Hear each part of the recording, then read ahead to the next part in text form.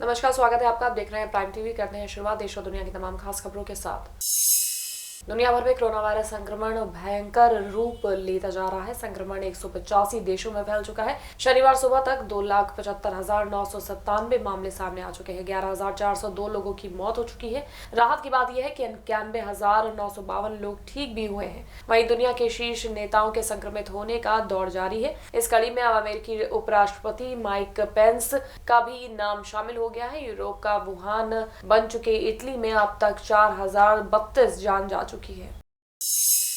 भारतवंशी सांसद राजा कृष्णमूर्ति इलिनॉय प्रांत से डेमोक्रेटिक पार्टी का प्राइमरी चुनाव जीत गए हैं। उन्होंने 80% वोट हासिल किए। हाउस ऑफ रिप्रेजेंटेटिव के लिए अब उनकी उम्मीदवारी तय है। कृष्णमूर्ति के निकटतम प्रतिद्वंदी विलियम ओल्सन महज 13% वोट ही हासिल कर सके। जीत के बाद अपने समर्थकों को भेजे ईमेल में उन्होंने कहा, दोबारा चुनाव जीतने पर मैं आप लोगों के मुद्दे कांग्रेस में उठाऊंगा। अभी हम कोरोना वायरस महामारी से लड़ रहे हैं।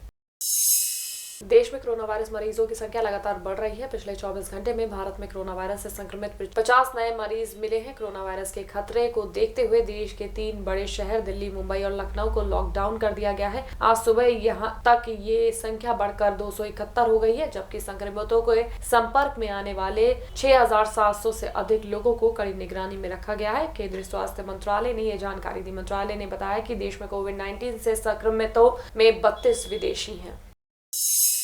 कोरोना वायरस दुनिया भर के लिए एक विकराल समस्या बनता जा रहा है। अब तक दुनिया के तमाम देश इसकी चपेट में आ चुके हैं। भारत में भी ये वायरस तेजी से फैल रहा है। इटली में कोरोना वायरस का फैलाव कुछ ज्यादा ही तेजी से होता नजर आ रहा है। इटली में कोरोना वायरस से संक्रमित मरीजों की बात करें तो उनमें से 2,655 लोगों की हालत काफी गंभीर बताई जा रही है। वहीं शुक्रवार को इटली में कोरोना की वजह से 627 लोगों की जान चली गई।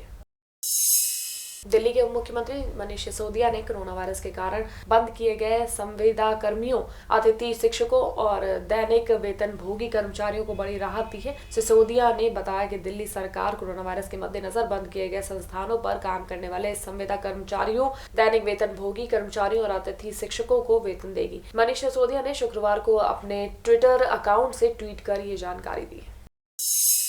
तमिलनाडु के विरुधुनगर जिले में एक पटाखा फैक्ट्री में विस्फोट से 8 लोगों की मौत हो गई, जबकि 11 लोग घायल हो गए। मृतकों में 5 महिलाएं शामिल हैं। पुलिस के मुताबिक सत्तूर के पास सीपेप्राई में स्थित फैक्ट्री में 30 मजदूर काम कर रहे थे। मजदूर जब पटाखे बनाने के लिए रसायनों का मिश्रण तैयार कर रहे थे, उसी वक्त विस्फोट हो गया। दुनिया भर में कोरोना वायरस के बढ़ते खतरे को देखते हुए अमेरिका के राष्ट्रपति डोनाल्ड ट्रंप ने चीन पर आक्रामक रुख अपनाते हुए ये आरोप लगाया कि इस चीनी वायरस के बारे में चीन ने प्रारंभिक जानकारी प्रकाशित नहीं की, जिसकी सजा आज दुनिया भुगत रही है। ट्रंप का बयान ऐसे समय में आया है जब चीन से फैले कोरोना वायरस से इटली में मरने वालों की संख्या चीन से भी अधिक हो गई है। इतना ही नहीं, अमेरिका में मरने वालों की संख्या 200 से ज्यादा हो गई है।